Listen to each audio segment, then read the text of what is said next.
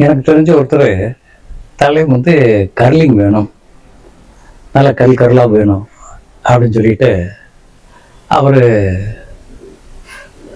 சில முயற்சிகளில் ஈடுபட்டார்.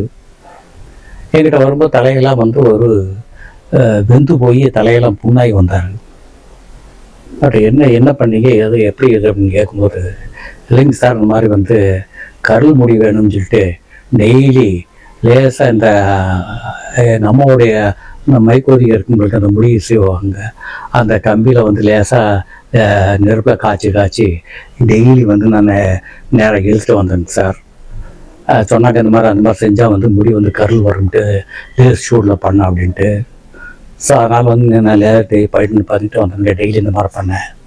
ஸோ அதனால் வந்து எனக்கு இந்த மாதிரி வந்து தொடர்ந்து பண்ணனால இந்த மாதிரி தலையில் வந்து புண்ணு விழுந்துருச்சு அப்படின்னு. இந்த மாதிரி வந்து அதாவது அவர் வந்து வெளிப்படையாக சொல்லிட்டாரு. நிறைய பேர் வந்து என்ன பண்ணுறாங்கன்னா, அந்த ஸ்கேல்ப் வந்து நிறைய பேர் வந்து ஸ்பாயில் பண்ணிடுறாங்க.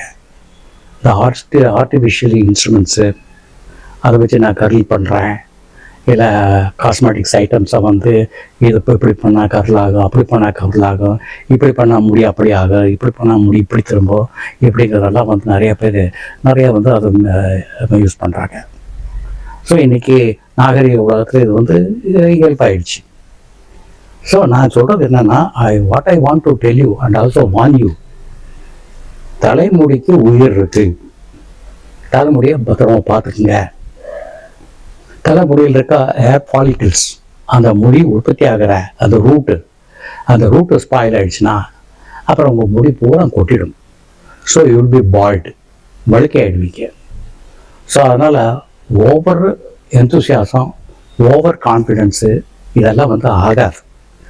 இயற்கையாக கடவுள் நமக்கு என்ன கொடுத்துருக்காரோ அதை வந்து இருக்கிற பொருளை வச்சு நம்ம வந்து பயன்படுத்தி, இயற்கையான கிடைக்கக்கூடிய பொருளை வச்சு நம்ம பயன்படுத்தி, இல்லை டாக்டர்ஸுடைய அட்வைஸ் கேட்டு நம்ம அந்த மாதிரி பண்ணிக்கிட்டோம்னா நமக்கு எந்த ஒரு பின்விளைவுகளோ ஆஃப்டர் எஃபெக்ட்ஸோ பிரச்சனைகளோ இல்லாமல் நம்ம முடிய நல்லா சிறப்பாக நம்ம காத்துக்க முடியும், வளர்த்துக்க முடியும், முகத்தை அழகாக வச்சுக்க முடியும், முகத்தை பொடிவாக வச்சுக்க முடியும்.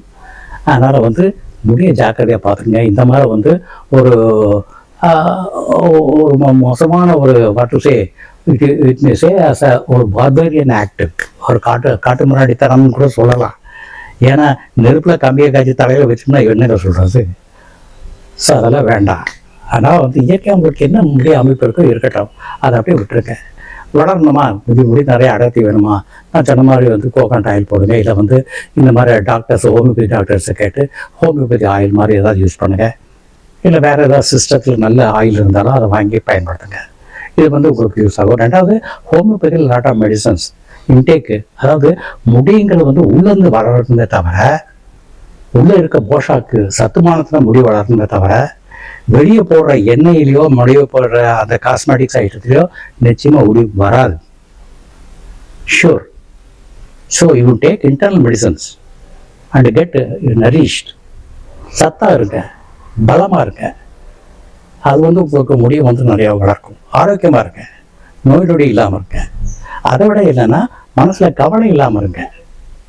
பொறாமை, ஜலஸு, அதே மாதிரி கவலை, அதே மாதிரி துரோக எண்ணங்கள், இதெல்லாம் வந்து அது மனக்கவலைகள், குடும்ப கஷ்டத்தை பற்றி நினச்சி கஷ்டப்படுறது, போனால் போகட்டும் போடா அப்படின்னு சொல்லிட்டு என்ன வந்தாலும் மீட் பண்ணலாம் அப்படிங்கிற ஒரு அசாதாரண தைரியத்தோடு இருக்கணும். ஸோ அந்த கவலை கூட, மனசில் தோன்ற பல எண்ணங்கள் கூட நமக்கு அடுத்தவங்களுக்கு ஒரு துரோகம் நினச்சா கூட வந்து முடியெல்லாம் போயிடும். அது என் உடம்பை பாதிக்கும். அதனால் எல்லாம் வரும். சர்க்கரை வரும், பிபி வரும், என்னென்ன டிசீஸ் வரக்கூடாது எல்லா டிசீஸும் வந்து, மனசு வந்து சரியில்லைன்னா எல்லா டிசீஸும் வரும். ஸோ மனசை நல்லா பார்த்துக்குங்க, சந்தோஷமாக வைங்க, யாருக்கும் எந்த ஒரு கெடுதல் நினைக்காதீங்க, துரோகம் பண்ணாதீங்க, மனசை கவலை வைக்காதீங்க, பொறாமப்படாதீங்க, மனசை சந்தோஷமாக இருங்க. இன்றைக்கி இருக்கிற மனுஷன் நாளைக்கு இல்லை. இதுதான் வாழ்க்கை, இதுதான் யதார்த்தம். அதுமாதிரி இருக்கிற வரைக்கும் ஜாலியாக சந்தோஷமாக ஹாப்பியாக யார்கிட்டையும் விரோதம் இல்லாமல் நல்லபடியாக சந்தோஷமாக இருந்து காலத்தை கழிங்க. இறைவன் கொடுத்த இந்த அற்புதமான ரோமங்களை வந்து நீங்கள் பாதுகாத்துக்குங்க. அதுக்கான வழிமுறைகள் சொல்லியிருக்கு, அதை ஃபாலோ பண்ணிக்கங்க. நன்றி, வணக்கம்.